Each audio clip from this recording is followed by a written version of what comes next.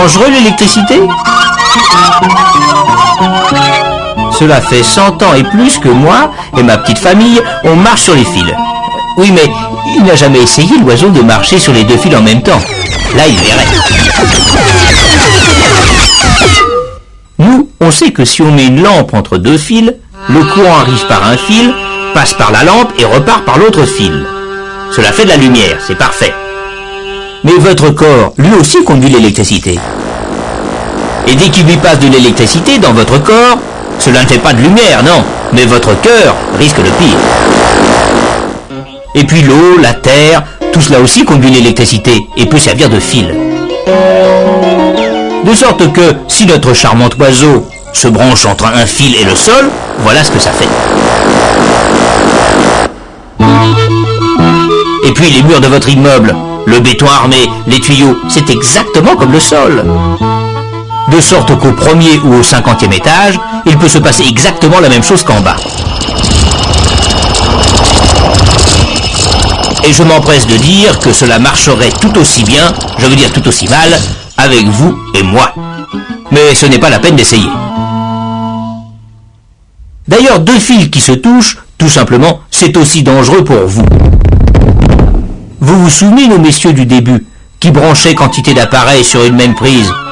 Eh bien, quand on fait cela, il y a tellement d'intensité que les fils se mettent à chauffer, l'isolant à fondre, les fils se touchent, le courant passe directement, et cela fait encore plus d'intensité, cela chauffe encore plus, et on ne sait pas jusqu'où ça peut aller.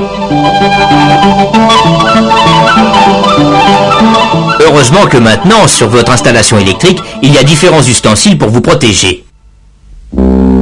Partant du réseau triphasé, il y a généralement deux fils qui arrivent chez vous. Un fil de phase et un fil de neutre. Sur le trajet des deux fils, on trouve d'abord un compteur électrique. Puis un premier monsieur qui s'occupe de votre sécurité, le disjoncteur. À partir de là, pour alimenter les différentes parties de la maison, on fait plusieurs sous-circuits avec chacun un fil de phase et un fil de neutre. Et sur chacun de ces sous-circuits, d'autres messieurs sécurité, des coupe-circuits ou fusibles comme on les appelle. Bon alors, vous branchez votre lampe sur une prise, le courant ne passe pas encore, remarquez. Il y a un interrupteur sur le fil de phase.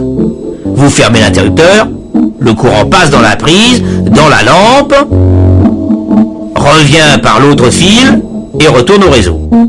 Mais si vous essayez de faire la même chose que nos messieurs, que va-t-il se passer? Eh bien, le fusible va se dire « Oh là là, il y a beaucoup trop de courant qui me passe dedans !» Alors, il chauffe, et dans un dernier salut à sa patrie électricité, il se sacrifie, fond, et le circuit est coupé. Le disjoncteur, lui, surveille tous les circuits. Dès qu'il voit passer trop de courant, c'est-à-dire dès qu'il y a un problème quelque part, ou si un fusible ne fait pas son devoir, lui, clac, il ne fait pas de détails, il coupe tout.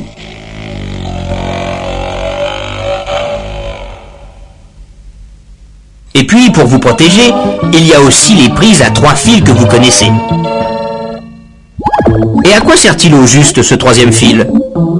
Eh bien, supposons que dans votre réfrigérateur, il y ait un fil qui se soit cassé et qui touche la carcasse. Alors tout le frigo est électrisé. De sorte que dès que quelqu'un va venir chercher un jus d'orange ou je ne sais quoi, eh bien, crac!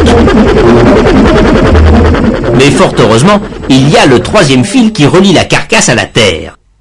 De sorte que s'il y a un problème, le courant passe dans le troisième fil plutôt que dans le quelqu'un.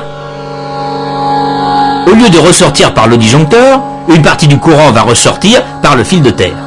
Et si ce disjoncteur est un disjoncteur différentiel, il s'aperçoit de la différence et il coupe tout. Disjoncteur différentiel ou non, fusible, fil de terre, tous ces messieurs sont là pour vous protéger. Mais ce n'est pas une raison pour ne pas faire attention. Eh oui, c'est quand même dangereux l'électricité.